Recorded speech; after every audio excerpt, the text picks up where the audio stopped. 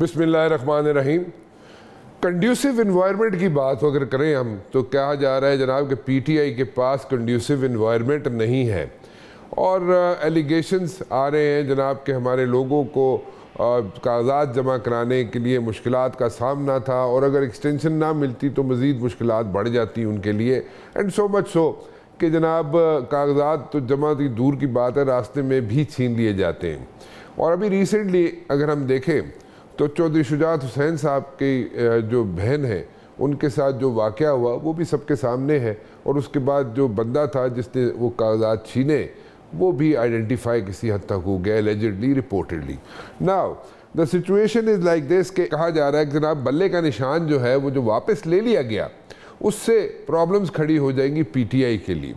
ठीक है, उनके पास प्लान बी ज़रूर है कि जनाब वो जो उनके उम्मीदवार होंगे या जो उनसे एफिलिएट हुए हुए हैं यानी कि पीटीआई के साथ जिनकी एफिलिएशंस हैं वो अपने अपने हलकों में ज़रूर बताने की कोशिश करेंगे जनाब कि मेरा या हमारा ये निशान है, इंतखाबी निशान है जो बैलेट पेपर में मौजूद है। But then again it's going to be a tedious exercise, क्योंकि इसलिए कि प्रॉब्लम्स होती हैं, सिचुएशन बन जाती है, इश्यूज बन जाते हैं और कुछ लोग ऐसे भी होते हैं कि जो वोट ज़ाया होने का खदशा होता है कि दो दो जगह मोहर लगा देगा या फिर दैन अगेन वो उसको अप्रीहेंड नहीं कर सकेगा कि जनाब ये इसका हमारे जो पीटीआई का बंदा है उसका जनाब इंतखाबी निशान ये है and so much and so on, और उसमें एक कन्फ्यूजन क्रिएट हो सकती है और definitely I would say confusion create होगी।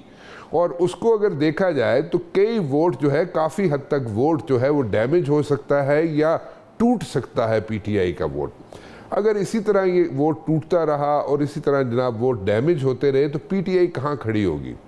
पीटीआई जो है क्या उसके बाद भी, इलेक्शंस के बाद भी क्या एक एहतजाजी मुहिम शुरू कर देगी, एहतजाज शुरू कर देगी? और जिस तरह हमने देखा पास्ट में भी, I am not talking about PTI only, जो भी हुकूमत बनाता है या उसके जो ओपोनेंट्स होते हैं जो इलेक्शंस हार जाते हैं या नहीं जीतते इलेक्शन किसी भी वजह से, वो लोग शोर तो ज़रूर मचाते हैं और कहते हैं जनाब कि उनके साथ धांधली हुई। इन दिस पर्टिकुलर केस 8 फरवरी को इलेक्शंस हो या आगे पीछे हो इलेक्शंस या थोड़ा सा आगे भी चले जाएं, यानी कि सेनेट के इलेक्शन से पहले हो जाए इलेक्शंस, 8 फरवरी को अगर ना हो पाए तो फिर भी यहाँ पे कोई इशू क्रिएट रहेगा, लाइव रहेगा और इश्यूज बनते रहेंगे और सिचुएशन बनती रहेगी। इसको कैसे हल किया जा सकता है अभी तक तो मेरे ख्याल में मुश्किल है, क्योंकि मैं फिर दोबारा रिपीट करूंगा कि जो भी इलेक्शन हारता है, इलेक्शंस हार जाते हैं, वो लोग जनाब एहतजाज करते हैं और धांधली का इल्ज़ाम लगाते हैं। अभी इन्वायरमेंट कंड्यूसिव नहीं है पीटीआई के लिए, इसमें कोई दो राय नहीं है, but at the very same time election की तरफ लोग जाने को तैयार हैं।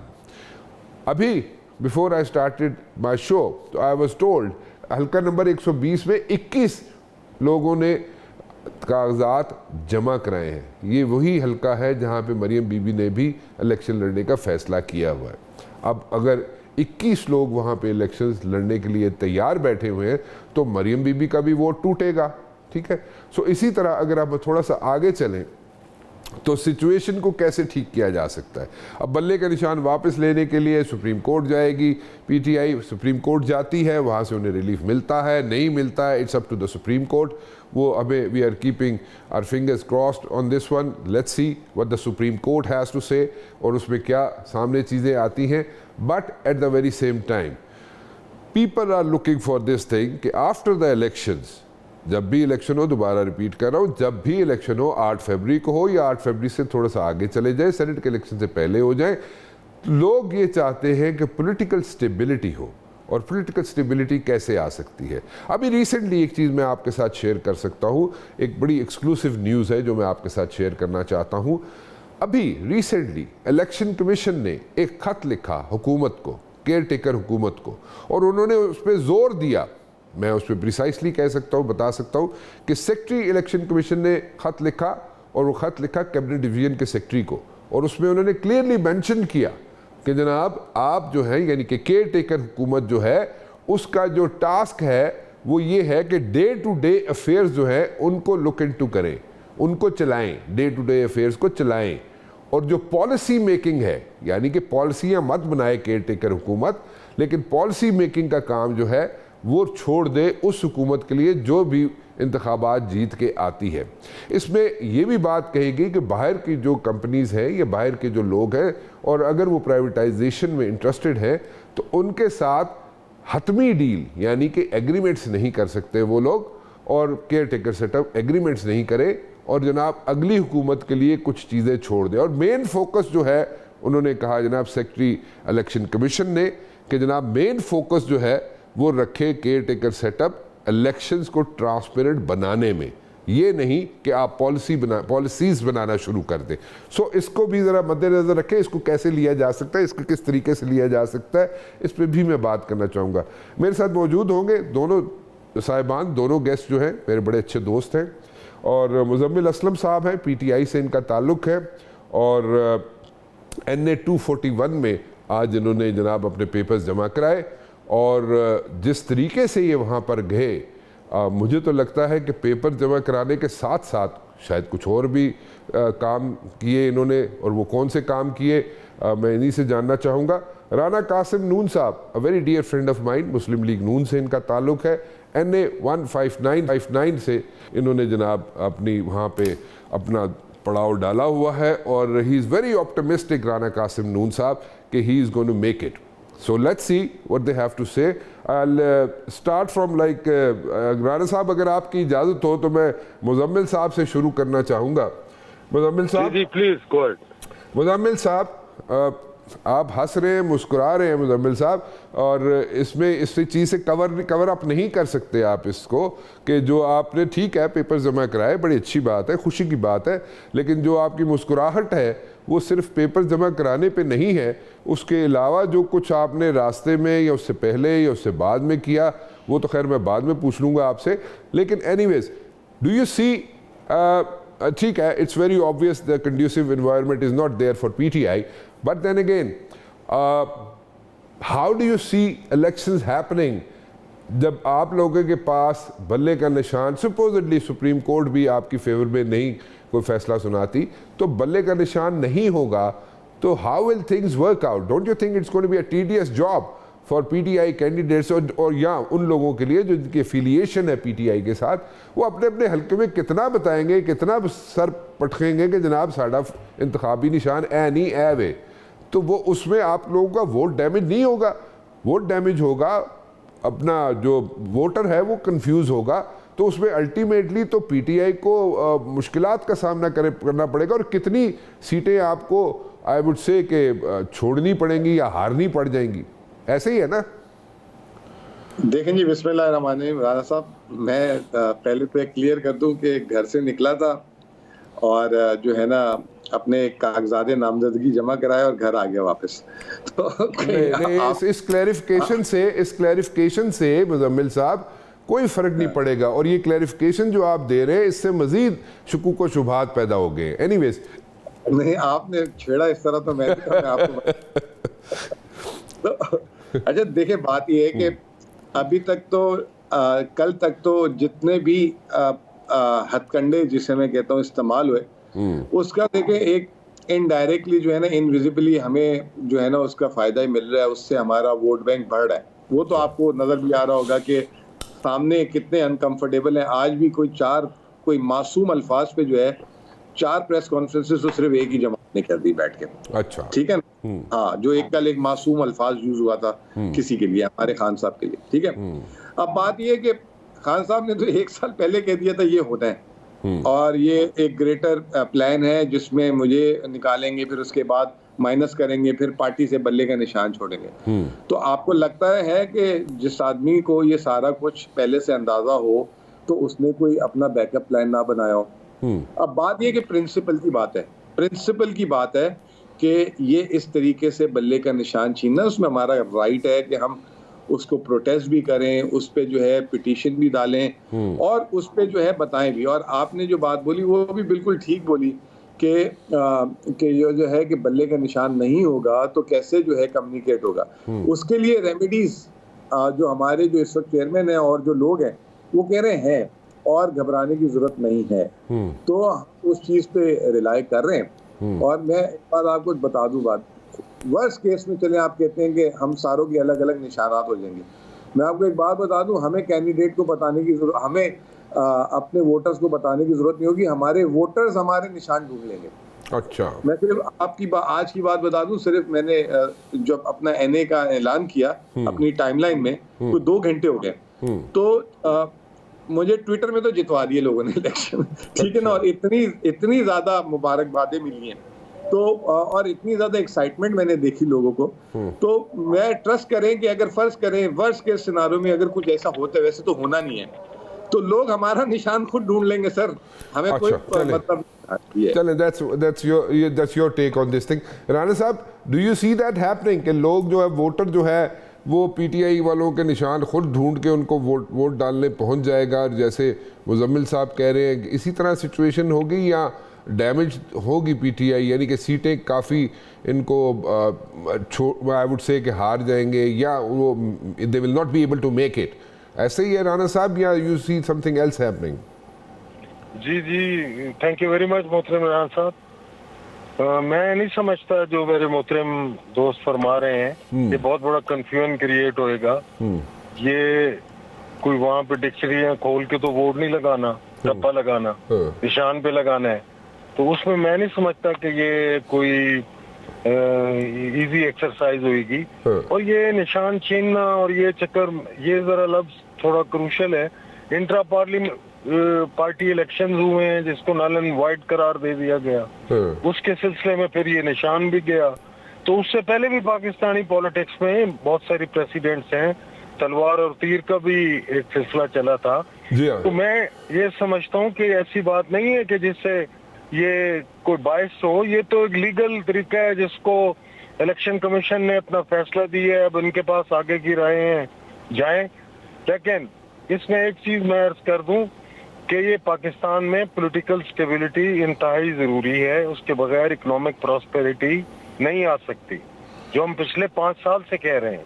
और उसमें आप ये देखिए, डिजिटल सेंसस हुए, एक प्रोसेस शुरू हुआ, डिलिमिटेशन हुई, लोग अपीलों में गए, उसके बाद हाई कोर्ट्स में गए, उसके बाद ये नोटिफिकेशन हो गया, और उसके बाद अब ये नॉमिनेशन पेपर्स फाइल हो गए, अब आगे लोग सिक्योरिटी में जाएंगे, और उसके बाद फिर हतमी निशान अलॉट होंगे, और हम इलेक्शन प्रोसेस में तेजी से चले जा रहे हैं, जो एक हेल्दी साइन है।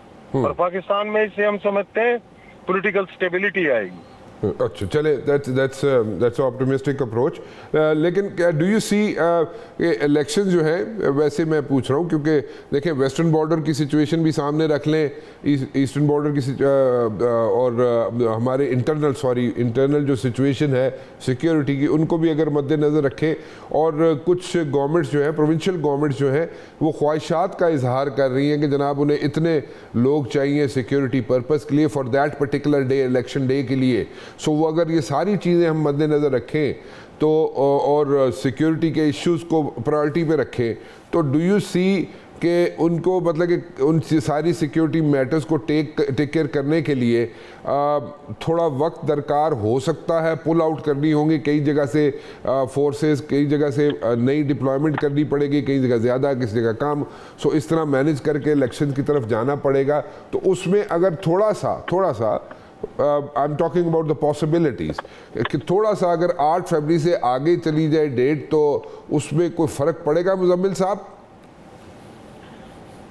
देखिए जी राणा साहब, मैं हिस्टोरिकल फैक्ट पे बात करूंगा, फॉरवर्ड लुकिंग स्टेप पे बात नहीं करूंगा। जब 2 सूबों की इलेक्शंस की बात हुई थी, तो यही जो है बात बताई गई थी कि इस वक्त अवेलेबिलिटी नहीं है सिक्योरिटी पर्सनल की, क्योंकि वो बिजी हैं, एंगेज हैं, ऑपरेशंस हैं, ये हुआ है, और इस बात को ऑलमोस्ट 6 महीने हो गए। तो उस वक्त ये कहा गया था कि अक्टूबर तक जो है अवेलेबिलिटी हो जाएगी, ठीक है जी। तो मई में बात हुई थी, अक्टूबर में अवेलेबिलिटी हो जाएगी, अभी मैं और आप बात कर रहे हैं दिसंबर में। तो ये तो ऑनगोइंग प्रोसेस है, तो हो सकता है कि फरवरी में भी ना हो सके। तो एक काम करना है, निपटाना है, उसको निपटाया जाए। 2 दिन की एक्सरसाइज है, 2-3 दिन के लिए जो है मोबिलाइजेशन कर देनी चाहिए मेरे हिसाब से। तो बाकी है कि जो सिक्योरिटी के हमारे जो इदारे हैं वो उसको बेहतर समझते हैं कि कितनी क्रिटिकल सिचुएशन है। I don't want to say anything कि जिसको मुझे इतना अंदाज़ा ना हो, तो वो उसको बेहतर जानते हैं। लेकिन मैं आपको माजी के पर्सपेक्टिव से बताऊं कि एक साल में पिछले 2 से 3 दफ़ा ये बोला गया, जिसकी वजह से इस एक्सक्यूज को भी सामने रखा गया। तो आगे भी हो सकता है, ये मेरा ये बस सिर्फ एक hunch है इसमें।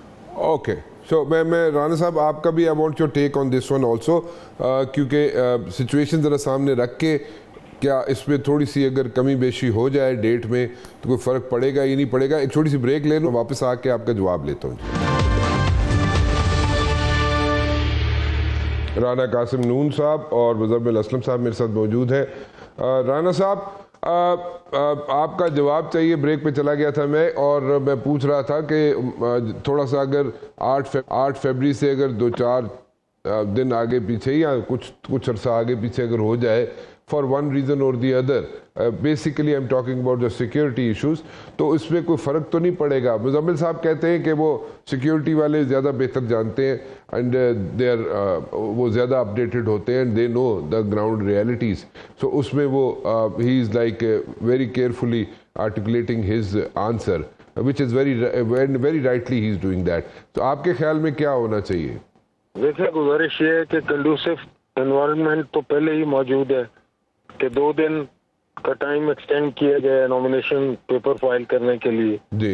ये तो एक लेवल प्लेइंग फील्ड है तमाम पॉलिटिकल पार्टीज के लिए जी कि जो लोग रह गए थे वो मजीद पार्टिसिपेशन होगी, ठीक, और ये एक हेल्दी साइन है। ठीक है। जहाँ तक सिक्योरिटी का ताल्लुक है, वो देर इस्माइल खां में बहुत बड़ा हादसा हुआ, शोहदा हमारे चले गए, कीमती जाने चली गई। बिल्कुल ठीक, बिल्कुल ठीक। और मुख्तलिफ जगहों पे ये जो टेरर वेव आई है जी, इसमें कोई दूसरी राय नहीं है जी, लेकिन इलेक्शन होना जरूरी है। इलेक्शन से मुल्क के लिए हम समझते हैं कि मुल्क की सलामती के लिए इलेक्शन इंतहाई जरूरी है। और उसमें ऐसा है कि जो भी गवर्नमेंट आएगी वो पाकिस्तान की बेहतरी के लिए इंटरनल एक्सटर्नल जो भी पॉलिसीज होंगी जी, उनको मिल बैठ के पाकिस्तान को आगे ले जाना है। ये फॉरवर्ड की बात है जी, बिल्कुल ठीक है। लेकिन अगर कोई मतलब कि इसमें कोई डिले हो जाए तो कोई फर्क पड़ता है? नहीं पड़ता, हाँ ये ना, किससे क्या फर्क पड़ेगा जी? कोई नहीं फर्क पड़ता, ठीक है। आई डोंट थिंक सो जी। You don't think so? अगर थोड़ा सा डिले भी हो जाए, 8 से आगे पीछे चले जाए तो कोई फर्क नहीं पड़ता। इलेक्शन होने चाहिए, इलेक्शन होने चाहिए, बस इलेक्शन होने चाहिए, हमें मजीद टाइम मिल जाएगा इलेक्शन कैंपेन के लिए। ओह, फेयर इनफ, बिल्कुल ठीक कह रहे हैं राना साहब। मुज़म्मिल साहब, आपसे पूछना चाहूँगा कि जनाब ये जो इश्यूज खड़े हो रहे हैं और जो बार बार आपके बल्ले के निशान की रही है एंड ऑल दिस थिंग्स, इसमें आपने कहा जी आपके पास बैकअप प्लान था and you had the backup plan and you were like इस सब चीज़ को फोर्सी कर रहे थे आपकी leadership, so what is the backup plan now? नहीं, मैंने ये कहा कि राना साहब के 1 साल पहले से जो है हमारे जो चेयरमैन साहब थे उन्होंने ये बताया था कि ये स्टेप्स वक्त के साथ साथ होंगे, ठीक है। तो फाइनली उनकी प्रिडिक्शन जो है सही हो गई और जो उन्होंने बातें की या उनके जो रिस्क फैक्टर नजर आ रहे थे जी, वो एक्चुअली जो एग्जीक्यूट हो गए। तो जब वो ये तमाम चीजें बातें कर रहे होंगे तो उन्होंने उस वक्त उन चीजों को मद्देनजर रखते हुए अपनी स्ट्रैटेजी जरूर बनाई होगी, जिसकी बेसिस पे मैं कह रहा हूँ कि अभी हमारे जो वकला हजरात भी हैं और जो हमारे जो इस वक्त सेंट्रल लीडरशिप के लोग जो इस मैटर को देख रहे हैं वो कंसर्न तो बहुत है और उन्होंने फाइट भी की है, लेकिन एट द सेम टाइम उन्होंने ये भी बोला है कि इस मामले में वॉक ओवर नहीं है, आप जरा वेट करें। तो मैं ये कह रहा हूँ कि कोई ना कोई रेमेडी जरूर होगी जो विद टाइम नजर आएगी। अभी तो हमारी एटमोस्ट प्रायोरिटी तो यही होगी ना कि जो हमारा सिग्नेचर है वो हमें मिले। अपना सिग्नेचर कौन लूज करना चाहेगा, ठीक है ना? हम कोई बोल देंगे जी सिग्नेचर हमें परवाह नहीं, क्यों नहीं परवाह, हमारा वो ब्रांड है, उससे बनता है, सब कुछ होता है, तो उसके लिए तो आखिरी वक्त तक चलना होगा। लेकिन गॉड फॉरबिड अगर ऐसी कोई चीज हो जाती है तो फिर ऑब्वियसली कोई ना कोई तो बैकअप्स होंगे जो वक्त के साथ अनाउंस होंगे। और ऑनेस्टली मुझे इसके बारे में I am completely unaware of it कि क्या बैकअप्स होंगे। Okay, so I trust my leadership के उनके पास होंगे जो उन्होंने बोली है बात, तो मैं उसी को बहुत बात कर रहा हूँ। ओके, चलें ठीक है, सो फेयर इनफ, ठीक है। अच्छा, ये अभी आपको जो डैमेज हो सकता है अगर आपका रिवाइव नहीं होता, आपका ब्रांड वापस नहीं मिलता, आपका बल्ले का निशान आपको वापस नहीं मिलता अगर, तो उसमें तो आप लोगों को पता है कि सॉर्ट ऑफ आज़ाद तरीके से इलेक्शन लड़ेंगे आज़ाद हैसियत से आई वुड से इलेक्शन लड़ेंगे, तो आप ये सारे जो लोग आज़ाद मुंतखब होकर आएंगे, मतलब उनके पास तो चॉइस होगी, वो किसी के साथ भी जाके बाद में मिल सकते हैं। अभी तो वो आपको एक अगर वो समझे कि जनाब आपके साथ मिल के ही अपनी एफिलिएशन आप लोगों के साथ शो करके, पीटीआई के साथ शो करके वो इलेक्शन में they make it, but tomorrow जब यहाँ पे गवर्नमेंट की फॉर्मेशन का वक्त आता है तो उस वक्त तो वो कहीं भी जा सकते हैं, तो उसमें आप लोग क्या कर सकते हैं? मतलब can you do anything about it? I don't see that, मुझे नहीं समझ आती आप लोग कैसे उनको रोक सकेंगे।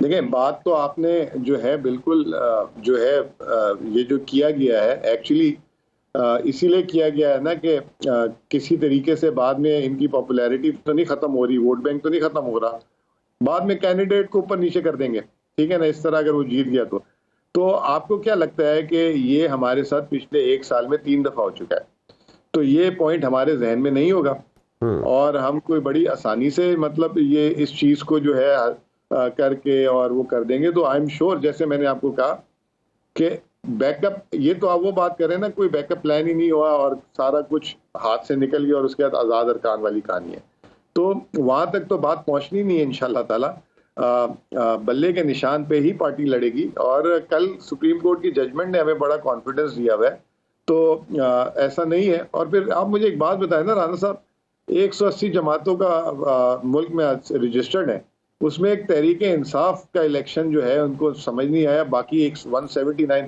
इनमें तो वन सिंगल लोगों की पार्टियां भी हैं।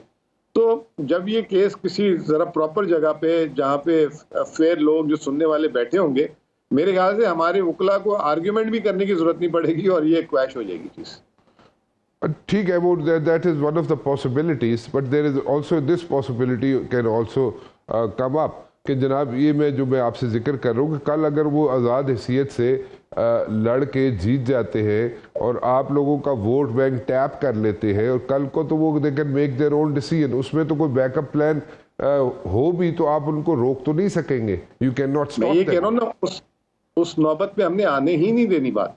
अगर और ये तो बिल्कुल ही जैसे कहते हैं ना कि नकारा जो है वो हाथ उठा दिए और बोला जी आप जो है ना मजीद कुछ ना करें, ये तो वो वाली पॉसिबिलिटी है ना, वो तो आपने जो बात की उसमें तो तहरीक इंसाफ मतलब खत्म करने वाली बात करें ना, तो ये तो पॉसिबिलिटी नहीं है ना। और अगर ये हो गया, फर्ज करें 1 मिनट के लिए, और आप वाली बात भी अगली हो गई, तो मैं आपको एक बात बताऊं कि इस मुल्क में जो उसकी वजह से जो मईशत को नुकसान होगा, बहुत बड़ा डैमेज हो जाएगा। ये अगर कोई इस तरह करना चाह रहा है तो प्लीज ना करें, इससे बेहतर है केयर टेकर लंबी कर ले, ठीक है। ये करने से बहुत बुरे हालात हो जाएंगे। ये कोई मतलब ये it's not a small thing जो हम आप कर रहे हैं बात, ये ड्राइंग रूम टॉक नहीं है। अगर ये एग्जीक्यूट कर दी इस तरह तो कोई क्रेडिबिलिटी नहीं रहेगी, कोई ट्रस्ट फैक्टर नहीं रहेगा, मतलब कोई मुल्क में जो है ना लोग आपस में सोचेंगे कि यार कैसे जो है आगे मूव फॉरवर्ड करना है। तो ये राना साहब ये बड़ा बहुत बहुत रिस्की काम है और मैं रिक्वेस्ट करूंगा हाथ जोड़ के सबसे कि देखें बात को यहाँ तक ना लेके जाए, ठीक है ना। और ये मुल्क के लिए पार्टियां सियासत से मतलब अबब भी हो जाए थोड़े लोग, मतलब कोई इलेक्शन ही सब कुछ नहीं है, तो बाकी मर्जी है। ये भी अगर आप देखना चाहते हैं कि इस तरह करके जो है बहुत अच्छी चीज़ हो जाएंगी, तो हम दुआ गो तो जरूर रहेंगे, क्योंकि पाकिस्तान पे तो कोई देखें जी कॉम्प्रोमाइज़ नहीं है। लेकिन ये कि हमें दुख होगा अपने हाथों से हमने जो है अपना ये काम किया होगा, बस मैं तो ये कहूँगा। चले आपके कंसर्न अपनी जगह, बट देन अगेन देखें यही इसी किस्म की बातें आपकी लीडरशिप कर रही थी जब नो कॉन्फिडेंस मूव आने वाला था, या पहले तो कहा जाता था कि नो कॉन्फिडेंस मूव बेशक ले आए, लीडरशिप की तरफ से आपकी कहा जाता था।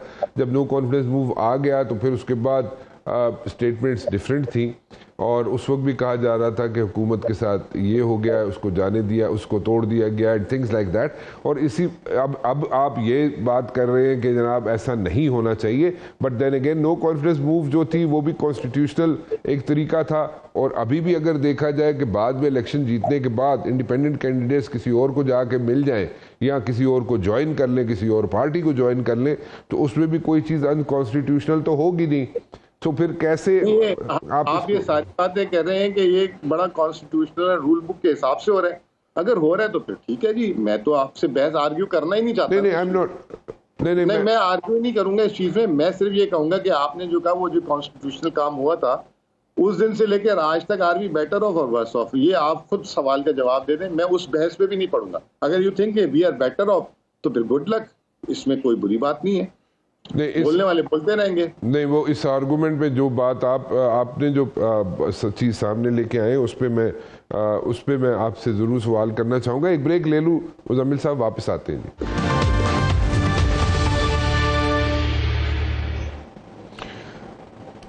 मुजम्मिल असलम साहब, आपके हलके में, जिस हलके से आप इलेक्शन लड़ रहे हैं, और NA 241 ये क्लिफ्टन और डिफेंस का इलाका है, यहाँ पे क्या किसने कागजात वापस ले लिए, किसने कागज जमा करा दिए, what exactly is happening over there जी? थोड़ा सा बर्ड्स आई व्यू तो दें। अच्छा, मैं जो हूँ इसमें मैं थोड़ा सा अप टू डेट नहीं हूँ। आज जब मैंने जमा कराए तो मैंने उनसे पूछा तो उन्होंने कहा मुझे RO के ऑफिस में ही कि 19 लोगों ने जमा कराए, और हमारी तहरीक इंसाफ से भी जो है तीन लोग के तो मेरी नॉलेज में है कि उन्होंने जमा कराए। अच्छा। जिसमें हमारे कराची के प्रेसिडेंट हैं खुर्रम शेर-ए-जमान साहब, उन्होंने कराए। सदर पाकिस्तान के साहबजादे अवाब अलवी उन्होंने कराए, और तीसरे मैंने कराए छोटे से आदमी ने। तो बस बाकी पीपल्स पार्टी का मुझे शायद कंफर्म नहीं है। वो जो है इख्तियार बेग साहब हैं MQM से, मुझे पता नहीं लगा खास। तो बाकी 13-14 लोग कौन थे अभी फिलहाल नो आइडिया अबाउट। लेकिन आप अगर इलेक्शन लड़ेंगे तो मतलब कि आप आरिफ अलवी साहब के साहबजादे के अगेंस्ट लड़ेंगे, how will it work out?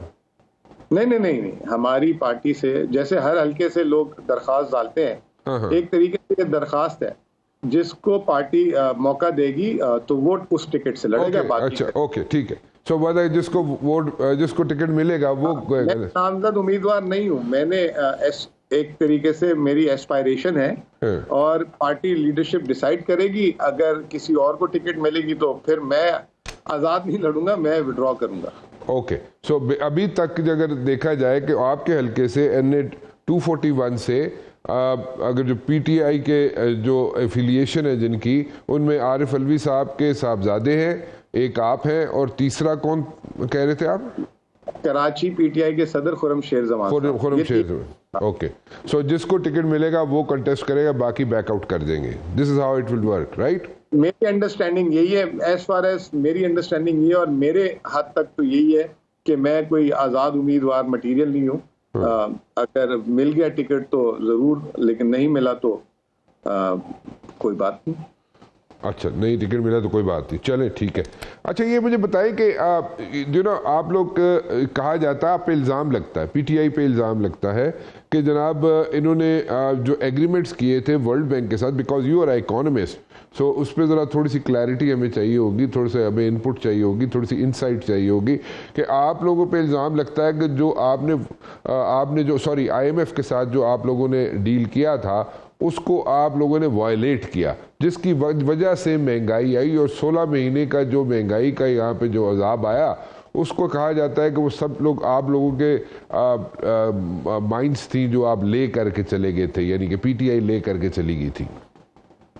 लेकिन बात यह है कि वो महंगाई जो है वो हमारा इंतजार कर रही थी जाने का, और हमारे इंतजार कर रही थी कि जाए तो मैं एकदम आ जाऊं, और ये नन्हे काका थे, इनको यही नहीं पता कि क्या होना था। मुझे एक बात बताया कि हमने ऐसी कौन सी माइन ले कर दी थी कि 55 रुपए 60 रुपए किलो वाला आटा जो 180 रुपए किलो हो गया। ये तो मुल्क में पैदा होता है ना। चले, आपने कहा सैलाब आ गया, चावल तो मुल्क में वाफिर होता है, एक्सपोर्ट होता है, 100 रुपए किलो वाला 350 रुपए किलो हो गया, ठीक है। घी की हमने कौन सी माइन लगा दी थी, जो घी जो है 300-350 रुपए किलो से 600 रुपए किलो हो गया। चीनी जो 80 रुपए किलो वाफिर थी, पिछले साल शहबाज शरीफ ने एक्सपोर्ट का कह दिया, 80 रुपए से सीधा 180 रुपए करा दी। तो अच्छा, फिर दूसरी बात ये कि IMF वाला इल्जाम ना, IMF एक बड़ी स्ट्रेट बॉडी है, जिस पे इल्जाम तो डालना होता है ना, वो स्ट्रेट लिख देती है। ये जो जुलाई में जब हम स्टैंड बाय एग्रीमेंट हुआ तो IMF ने एक बाकायदा रिपोर्ट लिखी है, तो आप जरूर उसको जो है ना शुरू के 3 सफ़े पढ़ लें। तो उसमें उन्होंने PDM और PTI दोनों की कारकर्दगी के बारे में लिखा है, और PTI की उन्होंने 10 तारीफें की हैं तो 2 बुराइयां की और इनकी माशाल्लाह 10 की 10 बुराइयां की हैं। तो वो एक जब आप उसको कोट कर रहे हैं कि हमने उनको वायलेट किया, तो उन्हीं की रिपोर्ट को रेफरेंस दे दें। क्यों आप मुजम्मिल असलम या इसहाक डार की बातों पे यकीन करते हैं? ये तो दोनों अपनी बात करेंगे ना, सौदा देखेंगे अपना। तो ये सबसे बेहतरीन जिसके बारे में बात कर रहे हैं, जो नाराज हुआ है अगर हमसे, तो उसने एक रिपोर्ट शाये की है। उसके आप जो है 2 पेज शुरू के समराइज कराएं, आपको पता लग जाएगा कि किसकी ज्यादा बुराई की उन्होंने। अच्छा, चले। सो बताइए, अब इस प्राइस हाइक पे जो इस वक्त है, जो बिजली, गैस एंड अदर यूटिलिटीज़ जो है, उसकी जो प्राइस हाइक हो चुकी है, अगर कोई भी हुकूमत आती है उसको अनडू कर सकती है या बैक टू स्क्वायर वन वाली सिचुएशन में ला सकती है जो आज से कोई 2 साल पहले थी? सर, अगर कोई ये बोल रहा है तो वो झूठा है। अगर हम भी बोले, अगर हमारी पार्टी से भी बोले तो वो झूठा है, ठीक है ना? नहीं हो सकता। अब इसका एक ही इलाज है, महंगाई का तोड़, आमदनी पे जोर। बस आमदनी के अपॉर्चुनिटीज कहाँ से जनरेट होंगी, वो क्रिएट करना। अब ये पॉलिसी सेट है ना कि ये ऑपोजिशन क्या देती है, ऑपोजिशन तो नहीं, पीडीएम वाले, नून लीग वाले, पीपल्स पार्टी का क्या प्लान है। अब अभी ये नॉमिनेशंस पूरी हो जाए तो आप सारों के मैनिफेस्टोज और ये इनसे बात करें ना, उसमें आप मुझे भी दावत दीजिएगा, मैं भी बताऊंगा कि हमारे पास क्या प्लान है। ओके, चले, ठीक है। लेट्स, अच्छी बात है, आपने ठीक बात कर रहे हैं आप कि manifestos, once the manifestos are there, लेकिन मैनिफेस्टोज को फॉलो कोई नहीं करता ना एज सच। नहीं तो बात तो शुरू करने के लिए स्टार्ट तो होगी ना कि किसकी क्या दिमाग में है, पता तो लगे ना। लॉलीपॉप तो है, आप पकड़ लेंगे, आपसे ज्यादा उस्ताद कोई है लॉलीपॉप पकड़ने में? तो आप पकड़ लेंगे अगर लॉलीपॉप। जैसे एक पार्टी है, वो कह रही है कि हम बिजली जो है 300 यूनिट वालों को फ्री देंगे। अब उनको ये नहीं पता कि मुल्क की 70% बिजली जो है फ्री देनी पड़ जाएगी उनको। मतलब ये लॉलीपॉप है ना। फिर जब ये आप आर्ग्यूमेंट करवाएंगे हमारे जैसे लोगों से, तो हम बताएंगे, हम सिर्फ उनसे एक बात पूछेंगे कि ये टोटल बिल लगाया कितना होता है, वही वो जो है ना गुब्बारे से हवा निकल जाएगी। So, ये आईपीपी वाले आपको टफ टाइम दे सकते in the days to come? मुझे नहीं पता, जहाँ पे उनकी होम ग्राउंड है पंजाब, मैं समझता हूँ, मेरा असेसमेंट ये है कि ये इलेक्शन इकोनॉमी पे लड़ा जाएगा और दूसरा इलेक्टेबल की जो है ना, मतलब आखिरी कील ठोकेगा कबर में उनकी। अच्छा, जो भी बड़ा इलेक्टेबल भी हो। Why this thing? Why the last nail in the coffin? I think generation है, मतलब generation has changed, information has changed, reality has changed. अब वो कबीला, बरादरी, ये वो मजहब, जबान, ये वो it's behind us. ओह, ठीक है, ठीक कह रहे हैं। अच्छा, ये जो टैप करने की कोशिश की जा रही है पीपल्स पार्टी की तरफ से, वो वोटर जो किसी भी वजह से पीटीआई को वोट ना डाल सकता हो, उसको पीपल्स पार्टी कोशिश कर रही है कि उस एज ब्रैकेट के लोग जो है वो पीपल्स पार्टी को वोट दे दें। Will it work? I don't know, कोई ग्राउंड में कोई ऐसी सब्सटेंशियल एविडेंस नहीं है कि उसका 1% में भी 1% की भी उन्हें सक्सेस हुई हो अभी तक। तो आप पोल्स देखते रहते होंगे, ट्विटर पे लोग कराते हैं आप किसको वोट देंगे, बिलावल को, इमरान खान को, उसको, तो उसमें 90+% इमरान खान के होते हैं और पीपल्स पार्टी के 1 से 2%, वो 1 से 2 जो है 3 भी नहीं हुआ अभी तक। तो बट यू नो, पाकिस्तान है, डब्बा तो कुछ भी कर सकता है, तो मुझे नहीं पता, लेकिन अभी तो मैं सिर्फ on the basis of evidence ही बात करूंगा। ओके, चले, ठीक है। Muzammil Sahab, thank you very much for talking, it's always a pleasure to have you on my show. बहुत बहुत शुक्रिया आपका। मैं आपको यहाँ पे जनाब क्लैरिटी आपके सामने रख दी है। कुछ सवालात ऐसे थे जो करख्त थे, जिसकी वजह से कोई अभाम थे लोगों के जहनों में, वो मैंने कोशिश की कि सारे सवालात अपने पैनल के सामने रख दूँ। फ़िलहाल राना मुबशिर को इजाज़त दीजिए। अल्लाह हाफ़िज़।